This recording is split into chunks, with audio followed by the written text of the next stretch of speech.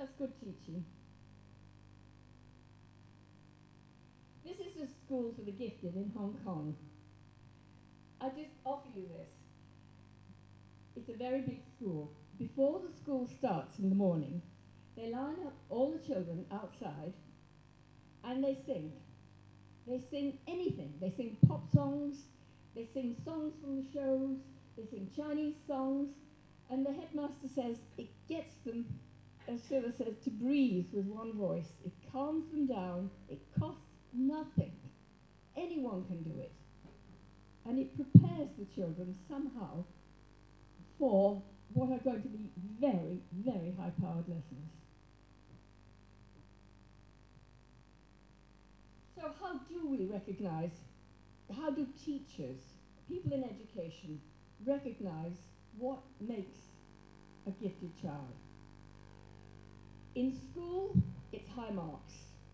If you can get these high achievements, I mean, you've got to get there somehow. You can't get high marks if you're stupid, basically. So school marks rank high in the choice of gifted children. Satisfaction, I see there are two S's. The child's satisfaction is a very important part of how teachers choose the gifted. This might be surprising, it was to me, but a lot of them look for satisfaction in the child. However, research and evaluation is a very low point in the teacher's estimation. We are not interested in research, they say. We are not interested in evaluation. So school marks is your priority, and the satisfaction in the child, which personally I found surprising.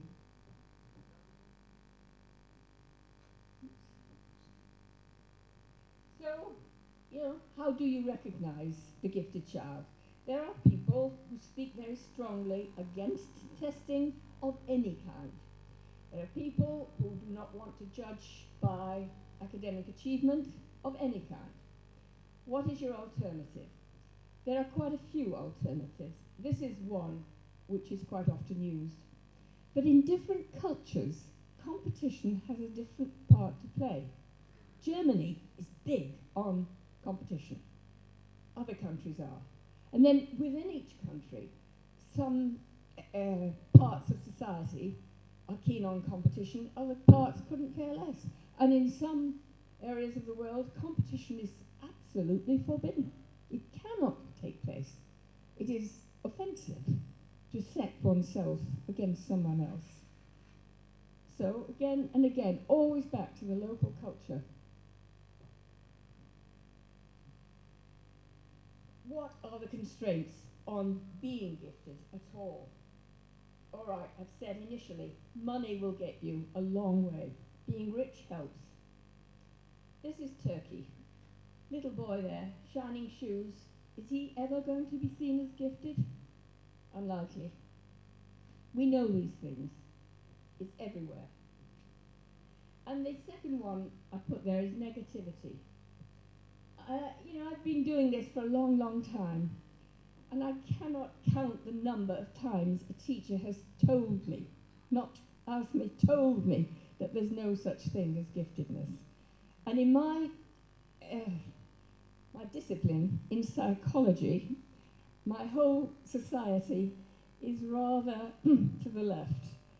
They say to me, Joan, what are you doing with these children? They're only rich, stupid kids, and you call them gifted. We know where you should work. We know where you should put your energies. And they're not very pleased. So negativity is a big dampener on seeking gifted children. Time, again, depends on what age of the child that you go and look. Can you really identify a 1-year-old, 2-year-old, 3-year-old, 8, 9, 10? And so much research which is done on gifted children has a time limit. There's a cut-off point, usually at the end of primary school, secondary school, even university, and then extremely little, and almost never with matched control groups. Sometimes they use the general population, which is not matched and varies. time is very important in knowing how to identify the gifted. Expertise is another non-measurement way. How do you measure a gifted violinist, an artist? You can't measure this with numbers. Yes, you can use intelligence tests, and that will tell you something about what you get. But it's not appropriate for other things. All we can say is that the use of cognitive tests gives you one kind of information, and that to do extremely well, to be a world leader on the concert platform, you do need a high cognitive level. It's just the way of life. So what do the teachers do in the schools? That's what a lot of them like, and this is what mostly happens in the world. That gifted child is missing there on the right. Most teachers, when you ask them, they say, I can teach any child, and I am quite capable of teaching a gifted child in my classroom. There is no need to differentiate. Well, sometimes there is, and sometimes there isn't. There is a need to recognise. This is another mighty big question. It divides people a lot. Acceleration. You can call it hurry time, you can call it all sorts of things, and there are many, many different ways in which you can enable a child to move on more quickly if they're capable of it. I have great arguments with people who approve of acceleration for everybody, for all the gifted. I have to refer back. I have studied these sets of children for 35 years, and I talk to adults now in their 40s, and they say to me, they accelerated me. It was wonderful at the time, and it lasted well until I got to, I don't know, the end of university. And then I was so angry, and I thought, what have they done with my childhood? I could have done so many other things. I didn't have to study chemistry, extra, years and years of it. And what good has it done me? I know other people do a lot of research on this, but this is what I've found. A certain anger. And of those children in my group who were accelerated, they liked some aspects of it, but they did feel diminished because of it. And I spent a lot of time with these people in long, in-depth conversations. There was no form to fill in. Nothing was done by phone.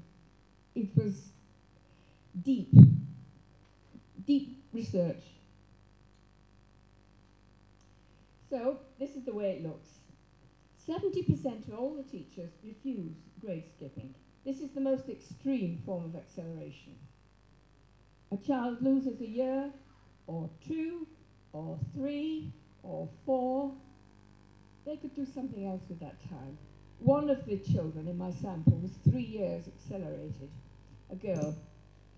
And she said, she was in girls' schools, and she said, little girls can be so cruel because she's 3 years younger than the rest. And she went to university very early, and she said, you know that song, I've got tears in my ears from lying on my back? Well, I cried. That's what it was, she said. She went to Oxford, full marks in everything. Very unhappy, had no one to talk to. The only people who were kind to her were the teachers at Oxford University. It happened a lot. An advanced curriculum is a different kind of thing, in which you can keep the children in the classroom and yet give them something extra, either by sending them out for a little bit to work in the library, giving them extra attention in one direction or another, but allowing them to have friends, to learn how to make social relationships. It really is important. Our most impressive universities, Oxford and Cambridge, I believe now are refusing to take underage children, students. They find it simply causes too many problems. It's a big decision. I believe it to be true. I don't know if it is. Otherwise, you simply offer a faster pace in the area in which they're doing well. You split up the class in many ways. There's so many ways of doing this. Grade skipping, to me, has long life bad feelings, and it has to happen sometimes, but be careful. So this is how it looks in a graph form. Acceleration is blue. In-class enrichment is pink, a lot more of it. And out of the class, out of school enrichment. This is, I think, a very coming big thing. Out of school. You can offer out of school. Children can come if they want to and don't come if they don't want to. This was a class of gifted children in Brazil. They're on a farm. Isn't that fantastic?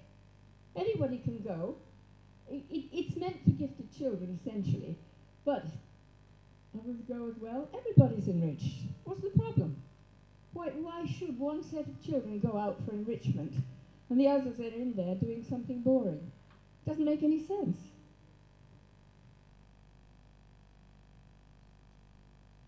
I'm trying to summarize the way the situation is at the moment for gifted children, as I see it. We do know quite a lot of things which seem to be relevant to every culture. One is to involve the whole school. It does happen in some schools that you get a small group who are somehow excluded from the rest of the school for everything. But we know from research that if you include the whole school in improvements, the level of the whole school goes up. We've seen this again and again. Don't necessarily take out some children, unless they misbehave, I suppose. Diversity is the name of the game. Make a great variety available as well as you can.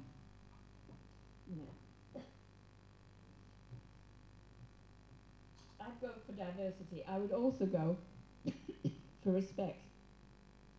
Respect for children. If you respect the children, they grow to it. And I put at the bottom capacity.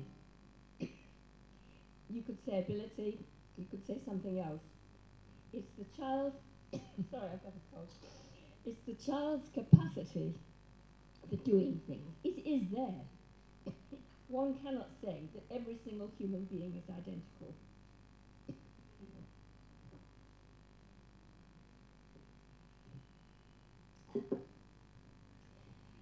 There are people, certainly in my profession, who say that the whole thing is due to environment.